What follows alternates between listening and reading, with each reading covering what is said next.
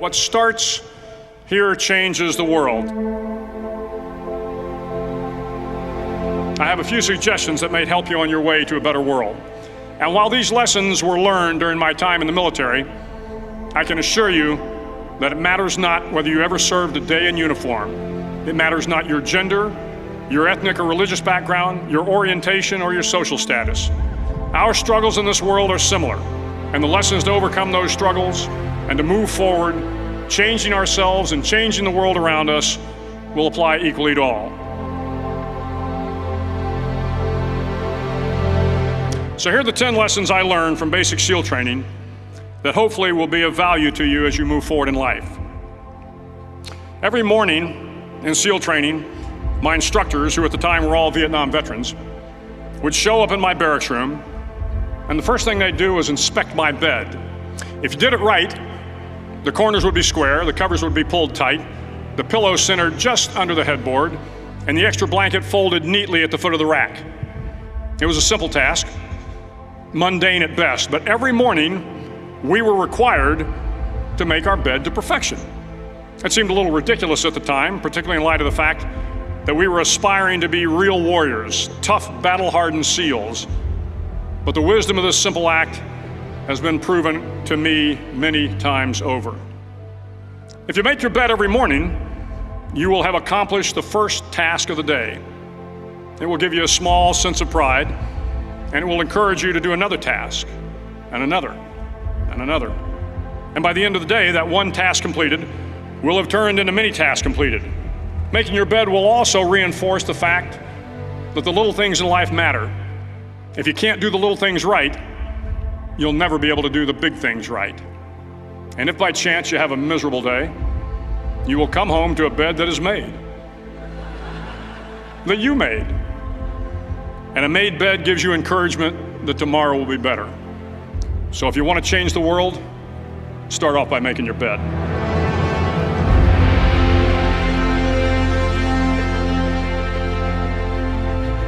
During SEAL training, the students are all broken down into boat crews. Each crew is 7 students, 3 on each side of a small rubber boat, and 1 coxswain to help guide the dinghy. Every day your boat crew forms up on the beach and is instructed to get through the surf zone and paddle several miles down the coast. In the winter, the surf off San Diego can get to be 8 to 10 feet high, and it is exceedingly difficult to paddle through the plunging surf unless everyone digs in. Every paddle must be synchronized to the stroke count of the coxswain. Everyone must exert equal effort, or the boat will turn against the wave and be unceremoniously dumped back on the beach. For the boat to make it to its destination, everyone must paddle. You can't change the world alone. You will need some help. And to truly get from your starting point to your destination takes friends, colleagues, the goodwill of strangers, and a strong coxswain to guide you. If you want to change the world, find someone to help you paddle. Over a few weeks of difficult training, my SEAL class, which started with 150 men, was down to just 42. There were now 6 boat crews of 7 men each. I was in the boat with the tall guys, but the best boat crew we had was made up of the little guys, the Munchkin crew we called them. No one was over 5'5". The Munchkin boat crew had 1 American Indian, 1 African American, 1 Polish American, 1 Greek American, 1 Italian American, and 2 tough kids from the Midwest. They out-paddled, outran, and outswam all the other boat crews. The big men in the other boat crews would always make good-natured fun of the tiny little flippers the Munchkins put on their tiny little feet prior to every swim. But somehow these little guys from every corner of the nation and the world always had the last laugh, swimming faster than everyone and reaching the shore long before the rest of us. SEAL training was a great equalizer. Nothing mattered but your will to succeed, not your color, not your ethnic background, not your education, not your social status. If you want to change the world, measure a person by the size of their heart, not by the size of their flippers. Several times a week, the instructors would line up the class and do a uniform inspection. It was exceptionally thorough. Your hat had to be perfectly starched, your uniform immaculately pressed, your belt buckle shiny and void of any smudges. But it seemed that no matter how much effort you put into starching your hat or pressing your uniform or polishing your belt buckle, it just wasn't good enough. The instructors would find something wrong. For failing the uniform inspection, the student had to run, fully clothed, into the surf zone. Then wet from head to toe, roll around on the beach until every part of your body was covered with sand. The effect was known as a sugar cookie. You stayed in the uniform the rest of the day, cold, wet, and sandy. There were many a student who just couldn't accept the fact that all their efforts were in vain, that no matter how hard they tried to get the uniform right, it went unappreciated. Those students didn't make it through training. Those students didn't understand the purpose of the drill. You were never going to succeed. You were never going to have a perfect uniform. The instructors weren't going to allow it. Sometimes, no matter how well you prepare or how well you perform, you still end up as a sugar cookie. It's just the way life is sometimes. If you want to change the world, get over being a sugar cookie and keep moving forward. Every day during training, you were challenged with multiple physical events: long runs, long swims, obstacle courses, hours of calisthenics, something designed to test your mettle. Every event had standards, times you had to meet. If you failed to meet those times, those standards, your name was posted on a list, and at the end of the day, those on the list were invited to a circus. A circus was 2 hours of additional calisthenics, designed to wear you down, to break your spirit, to force you to quit. No one wanted a circus. A circus meant that for that day, you didn't measure up. A circus meant more fatigue, and more fatigue meant that the following day would be more difficult and more circuses were likely. But at some time during SEAL training, everyone made the circus list. But an interesting thing happened to those who were constantly on the list. Over time, those students who did 2 hours of extra calisthenics got stronger and stronger. The pain of the circuses built inner strength and physical resiliency. Life is filled with circuses. You will fail. You will likely fail often. It will be painful. It will be discouraging. At times, it will test you to your very core. But if you want to change the world, don't be afraid of the circuses. At least twice a week, the trainees were required to run the obstacle course.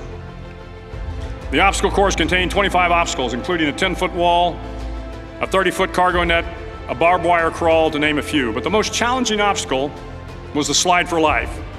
It had a 3-level, 30-foot tower at one end and a 1-level tower at the other.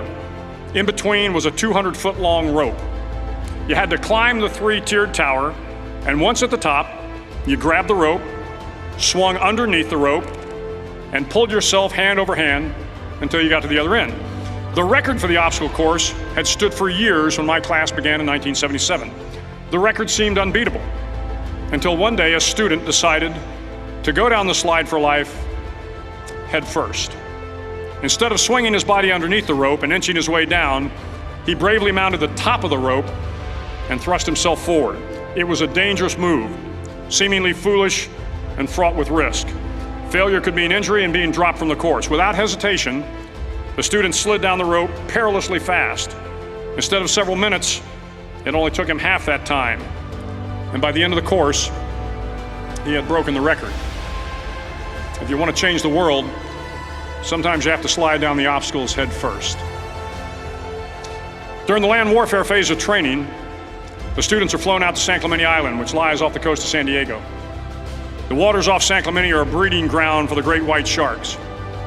To pass SEAL training, there are a series of long swims that must be completed. One is the night swim. Before the swim, the instructors joyfully brief the students on all the species of sharks that inhabit the waters off San Clemente. They assure you, however, that no student has ever been eaten by a shark, at least not that they can remember. But you are also taught that if a shark begins to circle your position, stand your ground. Do not swim away. Do not act afraid. And if the shark, hungry for a midnight snack, darts towards you, then summons up all your strength and punch him in the snout, and he will turn and swim away. There are a lot of sharks in the world. If you hope to complete the swim, you will have to deal with them. So if you want to change the world, don't back down from the sharks. As Navy SEALs, one of our jobs is to conduct underwater attacks against enemy shipping. We practice this technique extensively during training. The ship attack mission is where a pair of SEAL divers is dropped off outside an enemy harbor and then swims well over 2 miles underwater, using nothing but a depth gauge and a compass to get to the target. During the entire swim, even well below the surface, there is some light that comes through. It is comforting to know that there is open water above you. But as you approach the ship, which is tied to a pier, the light begins to fade. The steel structure of the ship blocks the moonlight. It blocks the surrounding street lamps. It blocks all ambient light. To be successful in your mission, you have to swim under the ship and find the keel, the center line, and the deepest part of the ship. This is your objective.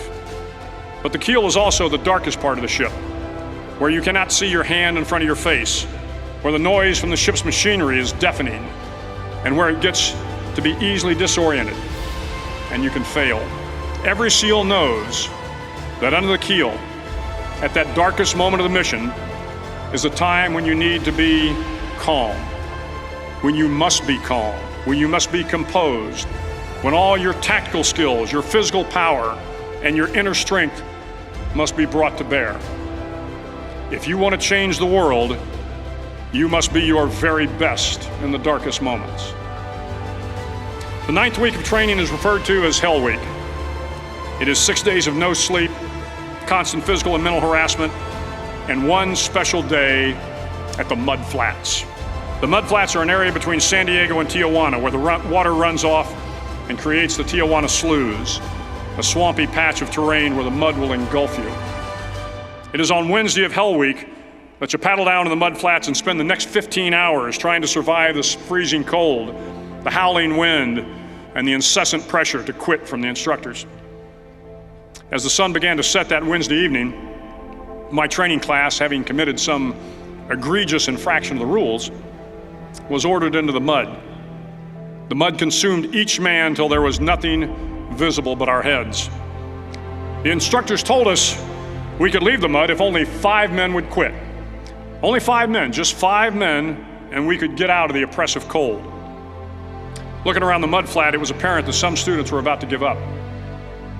It was still over 8 hours till the sun came up. 8 more hours of bone-chilling cold. The chattering teeth and the shivering moans of the trainees were so loud, it was hard to hear anything. And then one voice began to echo through the night. One voice raised in song. The song was terribly out of tune, but sung with great enthusiasm. One voice became 2, and 2 became 3, and before long, everyone in the class was singing. The instructors threatened us with more time in the mud if we kept up the singing, but the singing persisted, and somehow the mud seemed a little warmer, and the wind a little tamer, and the dawn not so far away.